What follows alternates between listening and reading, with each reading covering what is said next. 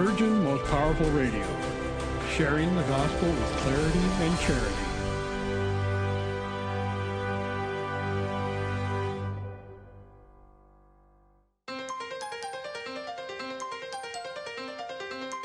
And now, Virgin Most Powerful Radio is pleased to present Hands-On Apologetics with renowned Catholic author and apologist, Gary Michuta.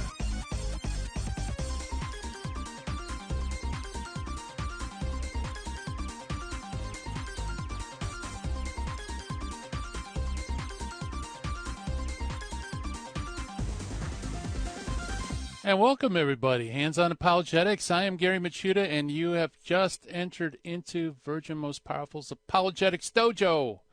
And it's great to be with you. And, boy, coming off the holiday weekend, I don't know about you, but it's tough to get back into the swing of things. It's I don't know if my brain has caught up with my body yet. So, nevertheless, we will persevere in talking about some of the most important things that anybody can talk about, namely how to share, explain, defend the Catholic faith with charity, clarity, and confidence. And, as always, I try to give you the best tools and the best guest. In fact, today's guest is an awesome guest we've had on once before. His name is Pat Flynn from the Pat Flynn Show. A very interesting guy. He is a revert to the Catholic faith, but his claim to fame is actually is an author in basically teaching an idea of generalism, which is a way that people can succeed at pretty much anything. I mean, it's just basic life principle. He's a life coach, essentially. He's also a weightlifter, a musician, all sorts of good stuff. And when he was on the show, I think it was a few weeks ago, Pat Flynn shared with us his own journey of faith. And as you know, he lost his faith in God, and he was a studied atheist for a good part of his life. And it was really through him working through all the arguments in atheism and looking at proofs for the existence of God that he came to believe that God does, in fact, exist. And then he worked his way to Christianity, eventually Catholicism. And so it's a really cool journey of faith. Check it out, folks. It was in August. And today we're going to kind of pick up the story a little bit, and he's going to share with us what exactly was it that convinced him that God exists. You know, what kind of proofs out there did he find persuasive? So I'm looking forward to chatting with Pat Flynn on the other side of the break. Good stuff. Can't wait. Also, as always, we have our exercises to sharpen our critical thinking skills, and we have a Finding the Fallacy, which is for today the fallacy of composition. Okay, fallacy of composition. That's a fun one. You know, it's the opposite of the fallacy of division for those fans out there that love, informal fallacies. And as always, we meet one of the early church fathers, and today's early church father is a interesting one in that he became an anti-pope. And that is none other than Novatian. So interesting story about him. So we got cool stuff as far as finding the fallacy, cool stuff as far as meeting the early church fathers, and really cool stuff when Mr. Flynn comes on the show. So good stuff all around. As always, you are part of the show. So if you want to give us a call, maybe you'll have a question for Pat, give us a call at 888-526-2151. That's 888-526-2151. Or you can always email us at questions@handsonapologetics.com. And as always, we want to give a shout out to those watching on our social media section of the dojo on Facebook and YouTube. Hello, everybody. Hope everybody had a great weekend. It's good to see familiar names, and thank you. Appreciate it, Beth. And I want to say hello to all of you listening on Catholic radio and also via podcast. And I usually mention this, but it's important. It's a really great website you need to go to, and that is virginmostpowerfulradio.org. That is the flagship website for Virgin Most Powerful Radio. And that way you can download, listen to all the great programs, not only Hands-On Apologetics, but Jesus 911, Terry and Jesse. All the great shows are there on the website. And also, by the way, if you don't know about this, you can also listen to us via phone app. Virgin Most Powerful Phone app, which has lots of free goodies. And if you're a listener to the show, you know that I like free goodies. So try to plug you into free resources. That's a good resource to have on your iPhone or other devices. All right, so why don't we jump into our Finding the Fallacy for today? And like I said, the fallacy is the fallacy of composition. What is the fallacy of composition, you ask? Well, let me answer. It arises when one infers that something is true for the whole from the fact that it's true for the parts, okay, and perhaps even every part. For example, this is the classic one. If you were to take an airplane, not a 747, but like a Piper Cub or some small airplane, tear it down to nuts and bolts pieces, you could lift probably every single part of the engine, some or the airplane. Now, some of them may be pretty heavy, but nevertheless, they're all liftable. Okay. Now, it would be wrong for you to infer that the airplane can be lifted since all its parts can be lifted. Okay, so that would commit the fallacy of composition. So you could say this tire is made of rubber, therefore the entire vehicle must be made rubber. That's another fallacy of composition. And what it does is it reasons that something must be true of the whole because it's true of the part. Okay.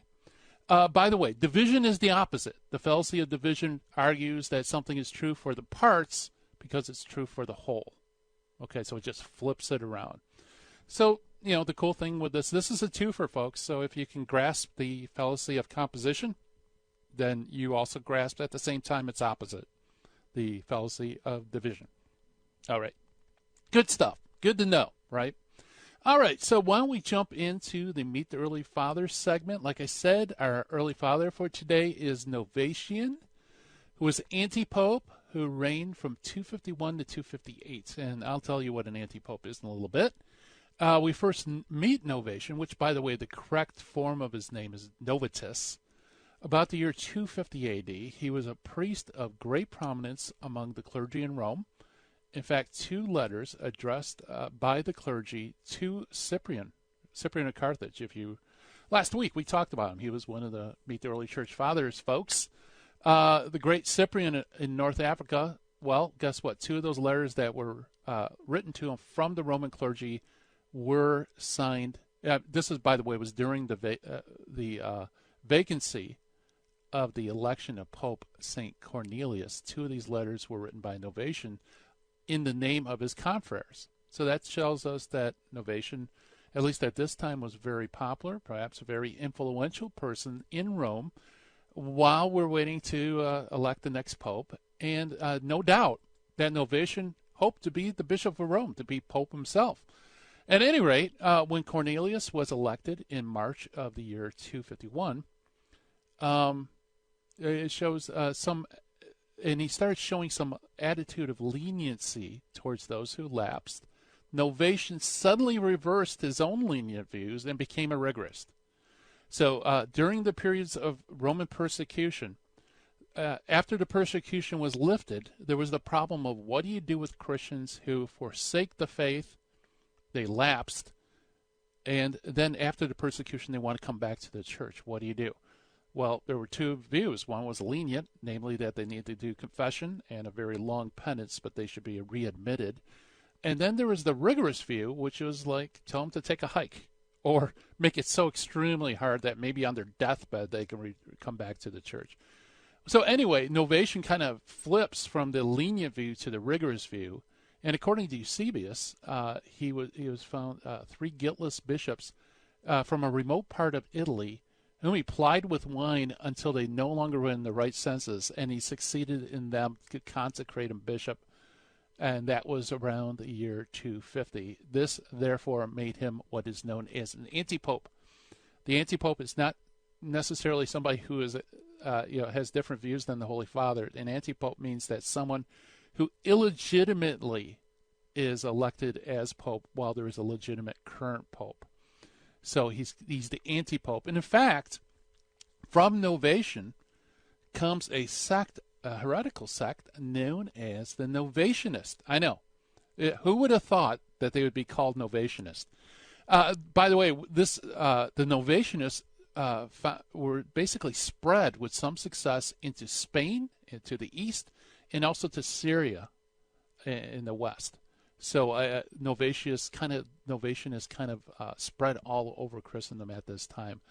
Let's see. In fact, it remained in Syria for a few centuries. Now, what were the Novatians? What was the cause of the schism? Well, besides the fact that Novatus, their founder, was an anti-pope. The funny thing is that the Novatianists really didn't differ on doctrinal matters too much. Really, all they differed on was their insistence upon being rigorous in their practices. Not only for the lapsed, not only did they want the lapsed to jump through so many hoops and maybe you could possibly come into the church, but then again, maybe not. But they also forbade, for example, entirely second marriages. So if you were lawfully married and your spouse dies, they would say you're not allowed to marry again. They also refused absolutely any reconciliation with those whom lapsed from the faith. So basically, even after all this penance and stuff, you couldn't come back in. So that was the Novatianist schism. And all this comes from our Meet the Early Church Father for today, who is Novatus, or better known as Novatian, who reigned as antipope between AD 251 and AD 258. So, good stuff. It's always fascinating to learn about these early church fathers. How many times over a coffee table do you talk about antipopes? Well, now you can. All right, coming up on the other side of the break, Master Apologist Pat Flynn is going to come on. We're going to talk about proving the existence of God. So, lots of great stuff in store. You listen to Hands On Apologetics. I'm Gary Machuda. We'll be right back.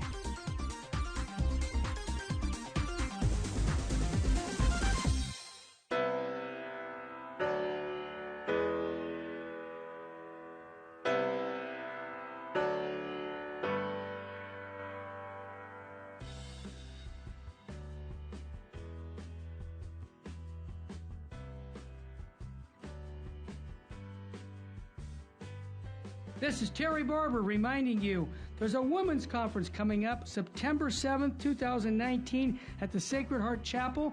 Mary Danielle Barber will be speaking along with Barbara Nicolosi. They're going to be talking about true femininity, be who you are. This is going to be for your daughters, your mothers. Every woman should be at this conference. And the way to do it is go to virginmostpowerfulradio.org or call 877-526-2151.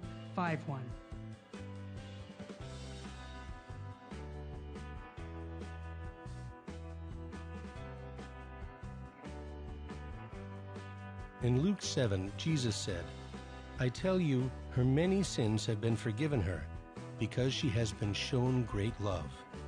According to St. John of the Cross, Christians should always remember that the value of their good works is not based on number and excellence. Their value is based on the love for God that prompts them to do the works. May we always be motivated by true love for God, and not worry so much about what we do, but why we do it.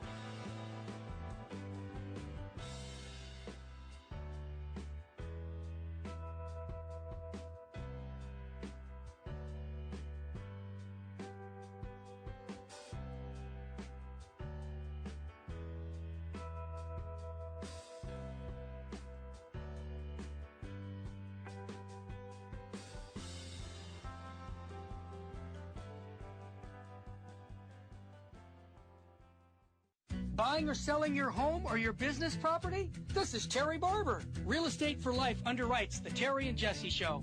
And they can connect you to one of 900 pro-life real estate agents around the world. And when they receive their referral fee, they will give 80% of it to a pro-life organization. Wow! That's 80%! realestateforlife.org, 877-LIFE-US1. Now, back to Hands On Apologetics with Gary Machuda. If you'd like to join the conversation, call 888-526-2151. Here's Gary. And welcome back, everybody. Hands on Apologetics. And we're going to talk about the existence of God. Can you know it? Can you prove it? If someone said, I don't know if God exists, would you be able to give a good explanation as to why you believe God exists? Well, there's a lot of people out there that have become atheists, and some of them kind of dabble, and some have reasons that aren't necessarily intellectual, but there are people who did study and did refuse to believe God exists, but nevertheless, the study sometimes leads them back to not only the existence of God, but also to Christianity and to the faith. Actually, Mr. Engineer, do we have our guest ready? I just want to... Can you hear me? There you go. Okay. Well, good. I wasn't sure. So our guest will help us kind of walk through that, because he kind of journeyed through those same questions, and that is Pat Flynn of the Pat Flynn Show, which is an amazingly successful and interesting podcast ministry that involves everything from fitness to mental health to business to writing to philosophy to theology. He's a best-selling author, philosopher, fitness coach, musician, entrepreneur, and he also expounds upon the theory of generalism, which is a theory applicable to each and every one of us. And by the way, you can check out all the great stuff Pat Flynn has produced at his website, which is chroniclesofstrength.com. All one word, chroniclesofstrength.com. And Pat Flynn, welcome to Hands on Apologetics. Gary, it is always a pleasure to be talking with you. Thanks for having me on again. Oh, yeah. I wasn't sure. I didn't get a thumbs up. Usually the engineer will say, hey, the guest is ready. And so I'm glad you're on. That may have been my fault. Apologies for that. Oh, no. Not necessary. But, I got to have you on maybe on a future program to talk about this theory of generalism. Oh, yeah, I'd certainly be happy to. I mean, it really just comes down to the admission that I was never quite as great at any one thing as I wanted to be. So I just had to settle with trying to get good, or at least fairly competent at a number of different things, and then see if I could stack those skills in some way to form a special message or competitive advantage that way. And that's generally been my approach ever since. Nice. Yeah, that would be a fascinating subject. We'll have to do that. I'm going to put that into the old dojo notebook here. Yeah, Talk cool. about No, generalism. my pleasure. And I think there is a certain applicability to apologetics there. There could be a nice tie-in. I'd enjoy exploring that with you. Absolutely. So, like my interest, my brain is on half wattage today. My intro talked about, existence of God, struggling with, does he exist, doesn't he exist? Now, when you shared your journey of faith, you're one of those persons that really dug into the issue. I mean, you weren't a dabbler in terms of that big question. Yeah, that's right. I had a fairly early introduction to skepticism, and not to repeat too much of the story, but in high school I encountered a lot of the old atheists and existentialists, and that really colored my worldview for many, many years. And I think I gave the account of how it was really atheism itself that caused me to consider religious claims, because I kept running into just various conclusions and consequences that certainly were emotionally difficult to accept, but I would say even became logically unacceptable as well. Problems of consciousness, of reason, of morality. So it was really by going deeper into atheism that the whole worldview really just kind of collapsed like a cheap cardboard house. And then once that happens, it's kind of interesting, because it's kind of like a negative apologetic. Is once you kind of get to a point where you realize, well, this just cannot possibly be true. Well, there's really only one alternative left, and that's at least some type of general theism. Now, maybe it's a pantheism, maybe it's monotheism in the tradition of classical theism, but reality can only kind of be one of two ways: either God or gods exist, or no God or no gods exist. So really, once my atheism had sort of run out of its logical rope, that really kind of led me by default to accepting, okay, I think there might be something more to reality than just physical things. So it's kind of an interesting. I didn't have some like deep mystical experience, or I didn't like meet God on the top of a mountain or anything like that. It was really by just trying to establish an atheistic worldview that I eventually led to just rejecting the entire project. Yeah. Yeah. Now that's interesting because do you think, well, I mean, there's many atheists out there that hadn't come to that point where they see that their philosophy is incompatible with experience or what we know. Why do you suppose they never reached that point or haven't reached that point?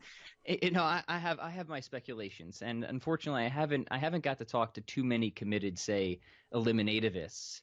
But I like the eliminativist position, and these would be people who really kind of accept a lot of the things that I think atheism entails. They would accept that if only physical things exist, you really can't explain consciousness, for example, or you really can't explain morality. So what we're going to do is we're just going to take the nuclear option, and we're just going to say that none of these things even do exist. Right. And I like it because there's a certain consistency there. But to your point, Gary, there also seems to be a deep incoherency because, I mean, as sure as anything, it seems like I exist. And you always have that kind of classic conundrum where it's hard to deny your own existence because you need somebody to issue the denial. It's hard to say it's an illusion because you still need that subjective sense of having an illusion. So you kind of get into this vicious circularity with it. So I don't know. I don't have an answer for why people will really accept what seems to me to be a clear absurdity, but I will congratulate them at the same time because this is a camp. It's not just theists who make these claims, and I think it's important for people to realize it. There's many atheists, prominent academic atheists who really do argue just these very things. If reality is just physical, then we have no way to explain consciousness, morality, what have you. So we're just going to push them off the table. They don't really exist. Yeah, yeah. I'm kind of in the same boat as you because I do see that as a kind of muscular intellectualism that you're willing to go down with the ship, because that is what reason points to. Yeah, I mean, so you tell me, like, why do you think? I mean, I just maybe it's just such a deeply ingrained prejudice or bias against a religious or theistic worldview. I don't know, and I hesitate to speculate on it because I don't want to misjudge or mischaracterize somebody. But it is curious, isn't it? Mm-hmm. Yeah, it is. Yeah, and you're right. And probably every individual has their own reason. I don't know. Sometimes when you see where the train is headed, there's something in us that kind of recoils and prefers more fuzzy. Let's just stop here. I don't want to go where the train ends. I don't know, but. And that seems to be a lot of the contemporary new atheists, at least some of the time. They want to kind of have their atheistic cake and eat it too, and they don't really want to drive to a lot of the conclusions that certainly many of the old atheists and absurdists and nihilists were willing to accept. So it's in the kind of contemporary scene, at least on the popular level, what I find is it's a very superficial atheism, very superficial.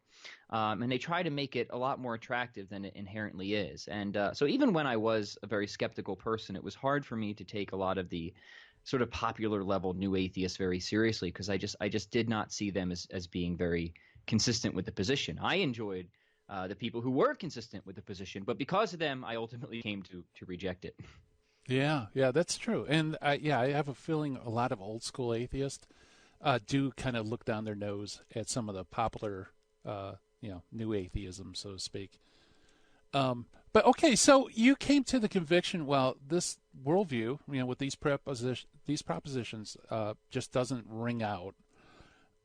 So, okay, I'm going to look at theism. What was your first step? Where did you go? Yeah, it was with the classical philosophers. So I went back to Plato and Aristotle, and I studied them for a while, and they obviously had some very interesting ideas. And this is where I started to think about things like the problem of universals very seriously, of what does that really say about reality, and universals being our ability to grasp, abstract objects and propositions in mathematics, things like triangularity or greenness or dogness. And you're like, how do we explain that? And it doesn't seem like physicalism is a very good explanation, because anything physical or material is always like a very particular instance. There's this triangle or there's that triangle. But it doesn't seem like we ever encounter in the material world triangularity as such. And Plato thought about this in a very interesting way. And he, of course, posited his famous Platonic heaven, right, the realm of the forms, that there existed this sort of third realm where these eternal and unchanging forms, which we all sort of participate in, they exist, abstractly, and then there's this demiurge, right? This sort of lowercase g god that looks to the forms and then kind of fashions the material world down below. I thought that was interesting, but it was also unsatisfying. I felt, first off, I don't think that there's a demiurge out there. But the funny thing is, though, is just kind of a side note, is it does seem like when a lot of the new atheists and skeptics make critiques of God, it seems like they're almost critiquing a demiurge type of figure, right? Like not like right. God in classical theism, like as the ground of being, as existence itself, but rather just some like very big being, some very large entity that's like kind of in charge of putting things together. And like, fair enough. Like to some extent, I think those criticisms would have force if I was arguing for Plato's demiurge, but I'm not. Right. But I think it is an interesting note, and I think it's important to draw those distinctions. But Plato appealed to me because there was something to that. There was something to the idea of, okay, it seems like our intellects can really grasp something that cannot be reduced to the purely physical. This problem of the universals as it come to be known. And then actually, fast forwarding, I found Augustine who kind of explained what seemed to me a very plausible account of this, and that he more or less argued that what Plato considered the realm of forms was just the mind of God. And that an eternal act of understanding was probably the simplest and best way to explain what Plato thought existed just abstractly. And not to get too far into the weeds of this argument, but that seems correct to me. At least it seemed plausible and got me intrigued, because how you could exist or how you could explain the idea of abstract objects existing apart from minds to begin with never really made sense to me. That's why I never became a full-blown Platonist. But it did seem like you could make sense of it if you had at the foundation of reality some eternally existing mind. So rather than God as a sort of middleman, God is that ultimate foundation to explain at least certain phenomena like the problem of universals. So that was kind of an initial first step. And Plato and Aristotle were very interesting in that regard, and kind of just got me thinking and becoming open to the idea of maybe mind is the foundation. Maybe it isn't all just matter in motion after all. I went down that road and it didn't seem to pan out quite as well as I had hoped. That's great. Yeah. Well, let's hold it there. We'll come back. We're talking with Pat Flynn, the Pat Flynn Show, chroniclesofstrength.com, folks, if you want to check it out. And we got a lot more on the other side of the break, so stay tuned.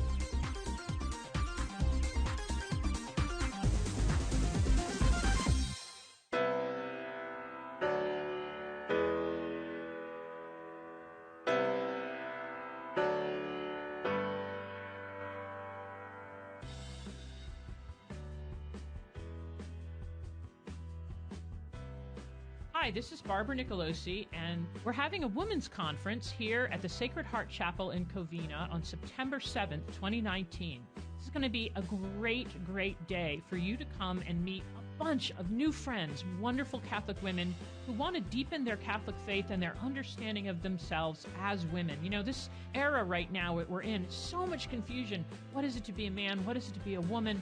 You know, the Catholic Church has a lot to say about this, and we're going to hear about them. We're going to hear about John Paul II's letter on women that he wrote from Mary Danielle Barber is going to talk about that. She's going to talk about Mary as a model for all of us. It's a topic that we can never reflect on too much. I'm going to talk about Teresa of Avila and the interior castle, and how mystical marriage is what all of us should be called to, or are called to, as Catholics in our prayer lives, and especially as women in the church. Aileen Blakowski is going to talk about motherhood and homeschooling.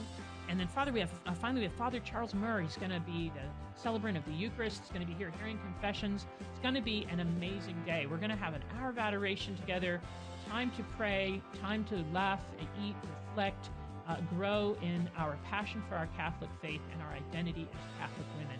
You don't want to miss it. You want to come, you want to bring your friends, you want to bring your daughters, your nieces. That's really an affordable day. So go to virginmostpowerfulradio.org and you can register for this conference or call 877-526-2151. The Women's Conference is going to be a great event for the Archdiocese of Los Angeles area, Southern California Catholics. You don't want to miss it. Buying or selling your home or your business property? This is Terry Barber. Real Estate for Life underwrites the Terry and Jesse Show.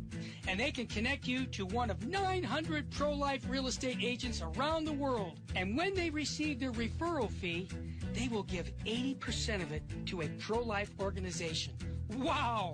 That's 80%! realestateforlife.org, 877-LIFE-US1.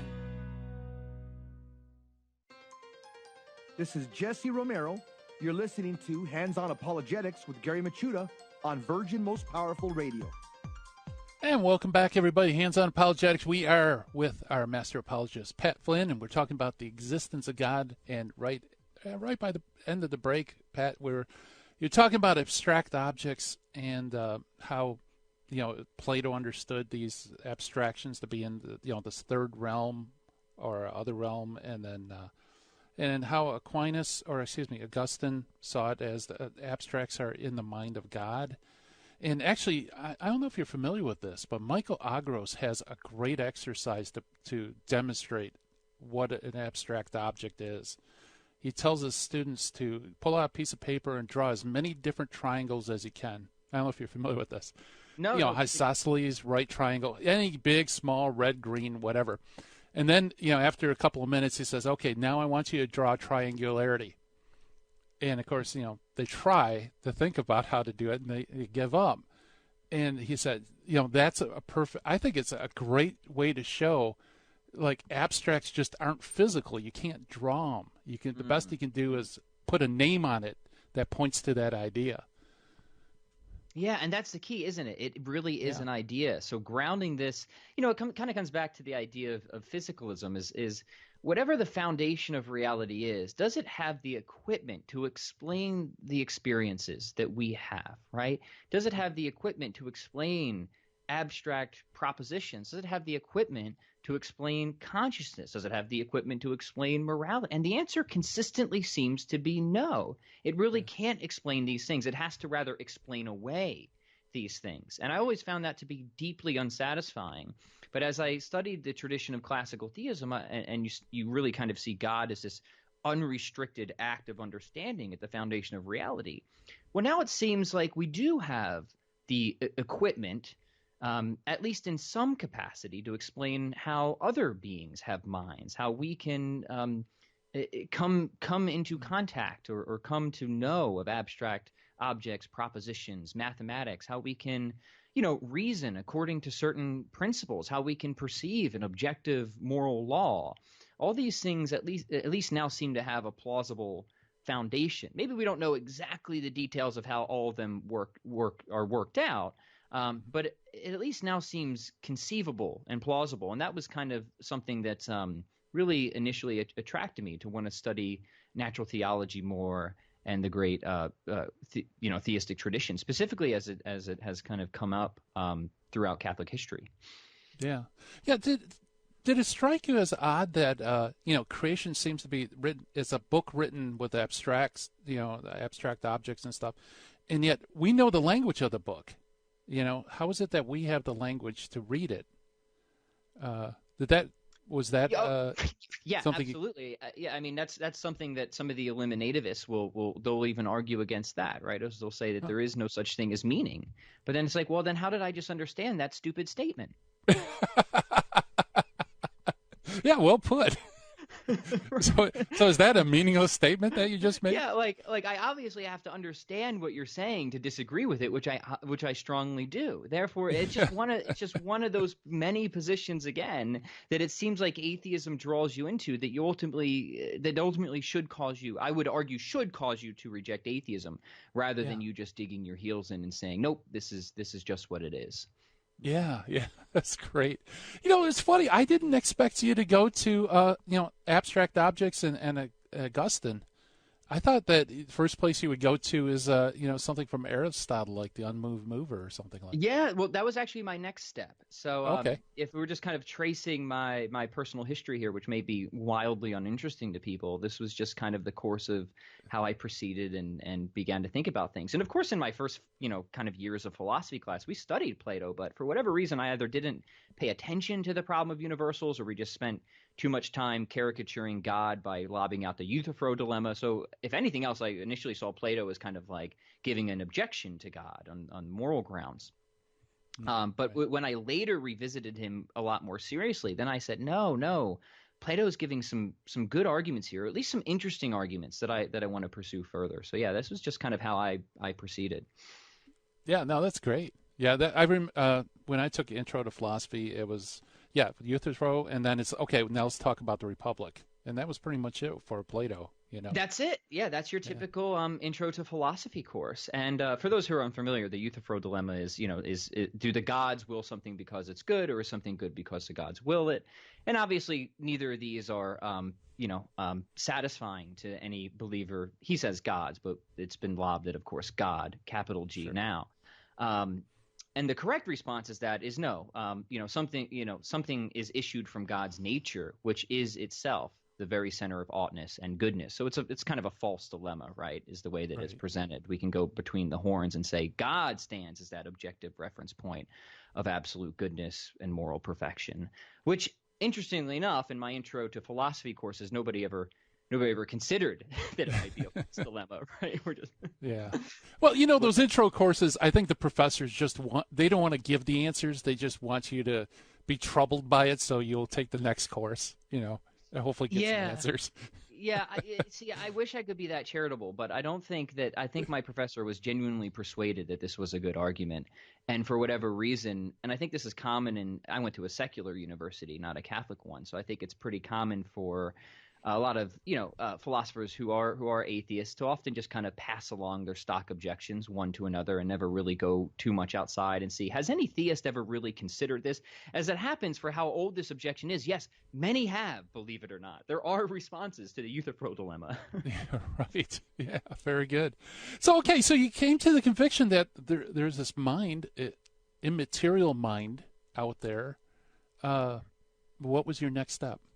Yeah, so you brought up Aristotle and his unmoved mover, and that was very interesting to me. And I have to be perfectly honest. When I first came across these arguments, it wasn't like they convinced me right away in any direction. They got me interested, I think is the best way to say it. They got me wanting to know more and study deeper.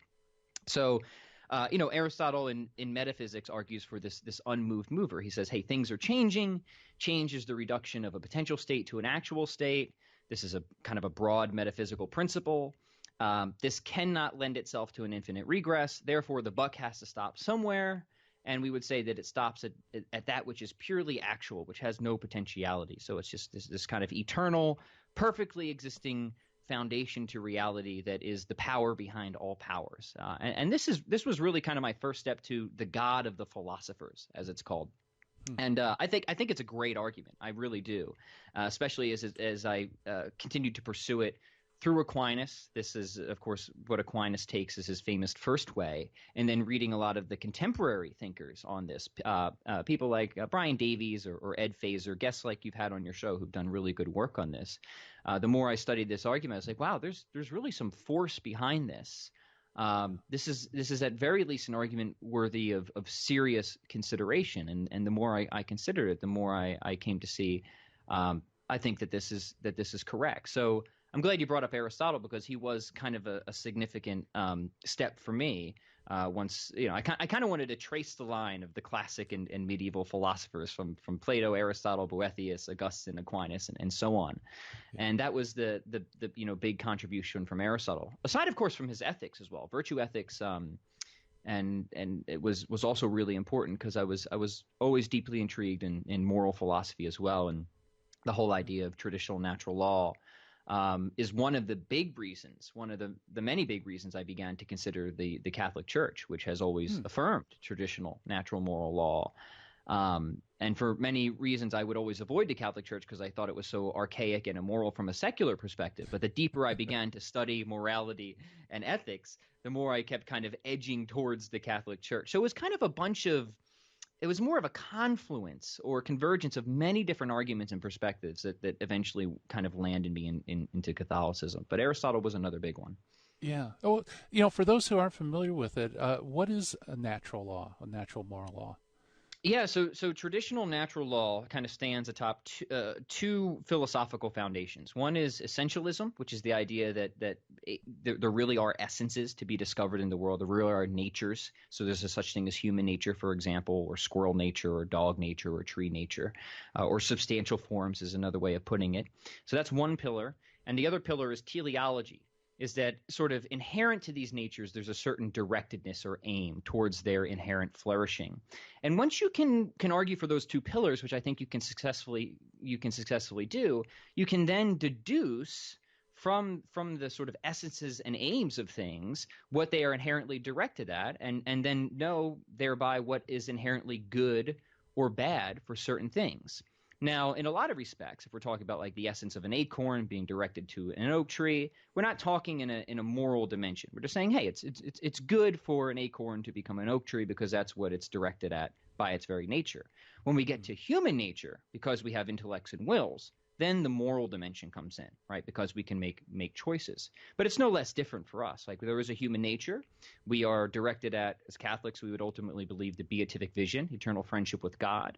So whatever promotes that proper end to us, that is a good act. That is a morally upright act. Whatever frustrates that, whatever sort of interferes with our proper end of attaining that eternal state of happiness with God, is an immoral act. And you can unpack, an entire system of ethics from this. And I would argue it is really the only philosophically consistent and coherent ethical package out there. And it was kind of going through all the other ethical philosophies, deontology, utilitarianism, etc., until I finally got to natural law that I felt like I was getting some intellectually satisfying answers to serious ethical questions.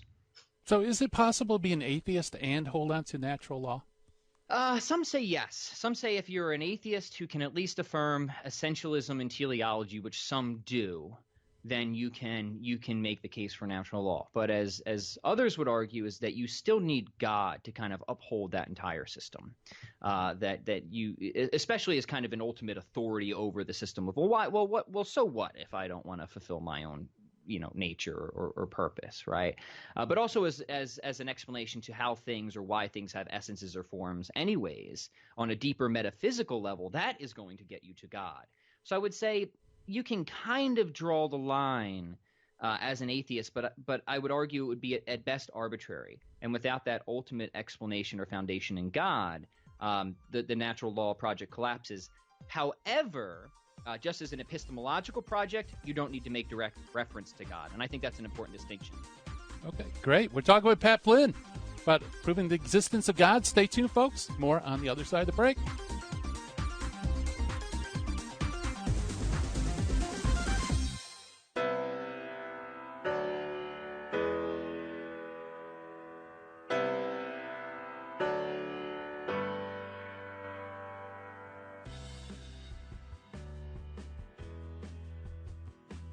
Welcome, Daniel.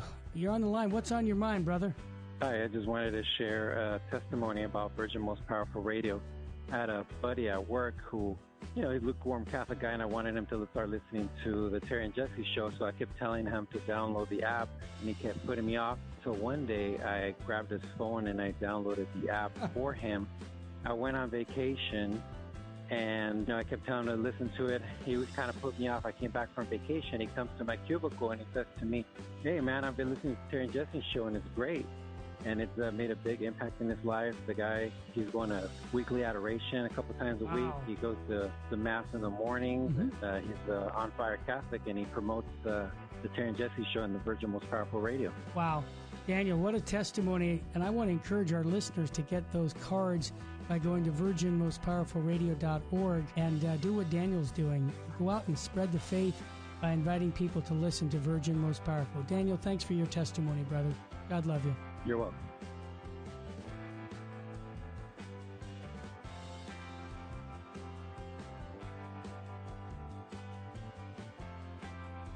This is Terry Barber reminding you there's a women's conference coming up September 7th, 2019 at the Sacred Heart Chapel. Mary Danielle Barber will be speaking along with Barbara Nicolosi. They're going to be talking about true femininity. Be who you are. This is going to be for your daughters, your mothers. Every woman should be at this conference. And the way to do it is go to virginmostpowerfulradio.org or call 877-526-2151. Buying or selling your home or your business property? This is Terry Barber. Real Estate for Life underwrites the Terry and Jesse Show. And they can connect you to one of 900 pro-life real estate agents around the world. And when they receive their referral fee, they will give 80% of it to a pro-life organization. Wow! That's 80%! realestateforlife.org, 877-LIFE-US1. Now, back to Hands-On Apologetics with Gary Machuda. If you'd like to join the conversation, call 888-526-2151. Here's Gary. And welcome back, everybody. Hands-On Apologetics. We are chatting with the Chronicles of Strength guy himself, Pat Flynn, of the Pat Flynn Show, and talk about, how he kind of came to grips with theism and understanding God does exist. And we talked about abstractions, and pointing to the mind of God and Aristotle and natural law. And, it's interesting, Pat, that now as you're going through this, you start seeing these pointers, beyond the question of whether God exists to, well, who else holds on to natural law morality, Yeah, no, that's exactly right. And I was very hesitant at first, as I said in our last conversation, when you kind of are steeped in a heavy broth of secularism from a young age. I mean, nothing kind of becomes more of your worst enemy than that dreadful Catholic Church, right? Right. Yeah, so, ABC, anything but Catholic. Yeah, I mean, my wife is a convert as well. I always tease her because there's at one point where she says, "Okay, I'll consider Christianity, but no way in hell am I ever becoming Catholic." and she was confirmed just last Pentecost. So thanks be to God. Yeah, thanks be to God. Famous last words. Yeah, and it was similar to me. So I was hesitant, but at the same time, after having been so committed to a worldview that really just kind of exploded, I really had to humble myself, and I figured, I clearly was so wrong before. I might as well keep my table of options open to pretty much anything here. And you're right. As I went through sort of natural theology, and I really studied the arguments for the existence of God, whether we're talking about the unmoved mover or arguments for contingency, or arguments from abstract objects, or arguments from morality, they did seem to consistently converge on this idea of classical theism, which has always been affirmed by the Church, of a God that is radically transcendent, eternal, omniscient, omnipotent, omnibenevolent, changeless, absolutely simple. And so, there was this, at first, you get to the God of the philosopher, but then there comes a question, well, is this God of the philosopher in any way related to or identical to the God of the Bible?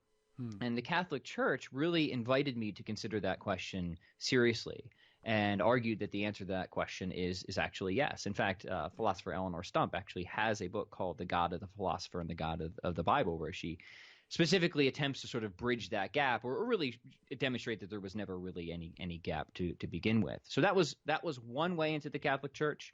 Another way, of course, was through the study of ethics, traditional natural law, and seeing how that converged with the Catholic Church as well.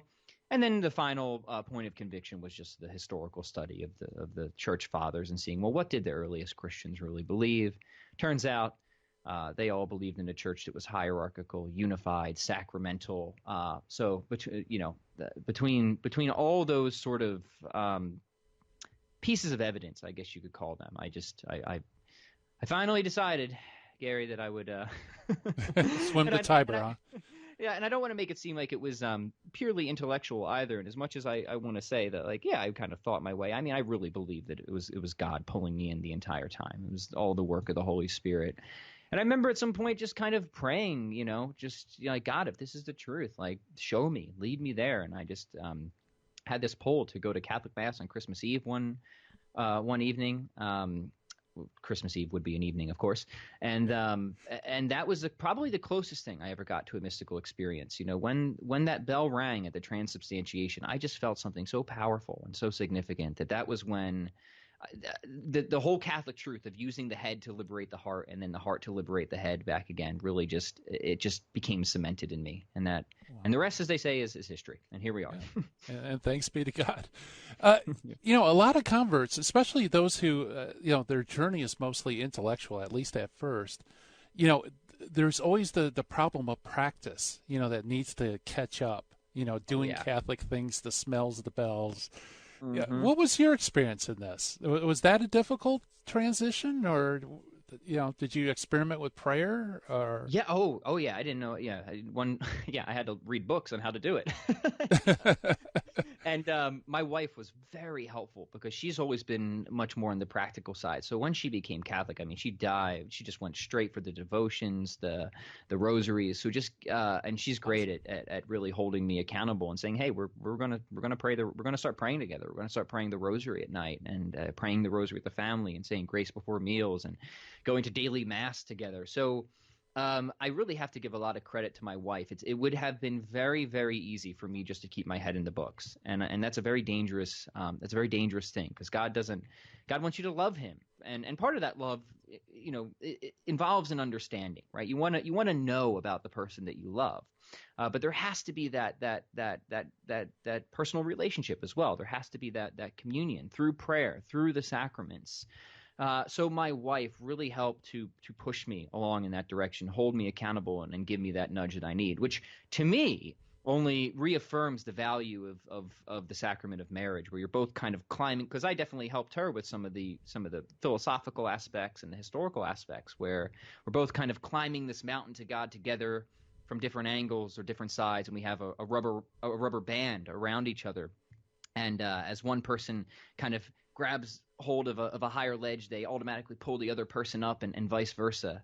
And I feel like that has really been the case, because by myself, I think I would have very much have fallen into that trap of just staying almost strictly. Maybe I would have prayed every now and then, especially when I needed, like, God help, things like that. I don't believe, but because of my wife, I think I was able to get much more practically implemented, much quicker. Yeah, that's same here. I would be totally intellectual, and I don't know if it's a guy thing or what, but that's how I am. But you mentioned your wife. I don't know if we talked about it last program. Yeah, where was she coming from, and how did she kind of join this journey? Yeah, so she came up in a household that was a mix of if not atheism, strong form agnosticism. And some relatives that dabbled in being spiritual but not religious. So she was never baptized. She, did not grow up she was in the South, interestingly enough, but she was one of the few people in North Carolina who was not Christian. Huh. And, she would always ask if she'd been saved, and she wouldn't know how to respond to it. So that kind of annoyed her, actually, growing up. And she developed something of an animus against Christianity. She saw it as kind of backwards. So like me, she never would have imagined that she would have become Christian or of all things Catholic. Yeah. And even though we both converted around similar times, we did kind of take a different approach, in the sense that she was asking her own questions and seeking her own answers, and I was asking mine, and we'd help each other out, and like I said, we'd fill each other's gaps. But I really feel like it wasn't just one person dragging the other person in. God was kind of leading us both in our own ways, but also knowing that we were doing it together. Yeah. So, so yours was, more obviously classical theism, Augustine, stuff like that. And your wife was starting to wrestle with questions about God. So which one was the first one to say, I'm thinking this God stuff is actually true? Yeah, Was it you or her? That was definitely me. And she would resist initially, but my wife is, she's an incredible woman, and she's like, all right, I'll read this book if you want me to read this book, and she did, and she not only became intrigued, but then started reading her own books. And one thing that was Awesome. really, if I just offer a resource for people, one thing that was really helpful to her was Bishop Barron's series Catholicism. And the reason I think that was so helpful is not because it was intellectually heavy, and of course it is a good a sort of apologetic in its own right. But the series did such a good job of showing my wife the beauty and goodness of the Catholic faith. And I think that is what she needed to see the lives of the saints, to see all the good that the church has done in the world, especially when you come from a secular perspective. It's always kind of the media's whipping boy, right? Like, this is everything wrong with the world. So I think for her to have seen just how good and beautiful the Catholic Church is and can be, was what really opened her up to it. So it wasn't, a deductive argument for the existence of God. I think it really was kind of the wedge of beauty that kind of cracked that initial nut in the shell. Oh, that's interesting. So, did you come in at the same time, or one of you first and the other one followed? Yeah, so it was an interesting situation because we were married before, so we had to get married into church. We had kids that weren't baptized, so we had to get them baptized. So we tried to do like a bulk order, if you will. But it didn't quite pan out that way. So I got in formally first. Then she got like I said, she was baptized, but then she got for reasons that aren't worth getting into. Her confirmation was delayed until just this last Pentecost. Oh, okay. Well, that's awesome. So, so what a story, and really good information. And talk about great information, not just good, but great information. Well, tell us a little bit about your ministry, Chronicles of Faith, your show, your podcast.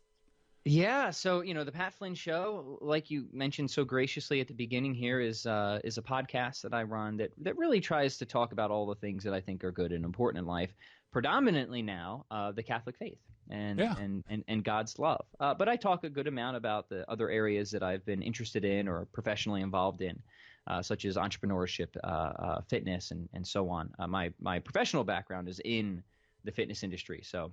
I talk a lot about kettlebells and stuff like that is my specific niche. So you'll get a mix of the physical, the mental, and the spiritual there. And what I found, Gary, if I can just give one more practical tip, is yes.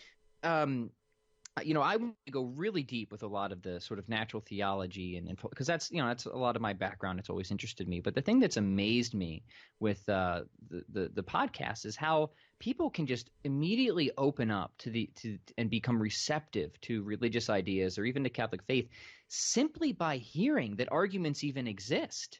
Yeah, they don't. Yeah. I mean, like, not hearing the arguments in detail, but just being able to tell people, hey, I struggled with this, and then I came to realize that God, gives a great explanation for why anything exists over nothing, or why the universe began to exist, or why we perceive moral values and duties, or why physics is fine-tuned for the emergence of intelligent, interactive life, or near-death experiences, or mystical experiences, or scientifically validated miracles, and just kind of putting together a list like that for people because I think people are just so often under the assumption because of our skeptical secular culture that there just are no arguments, like not even any good ones, that there just isn't any evidence or any arguments.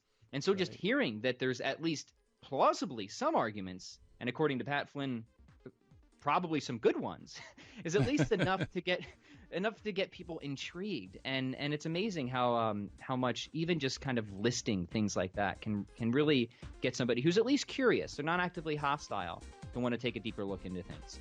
Very good. Well, Pat, thank you so much for coming on the show. My pleasure, Gary. Thanks as always.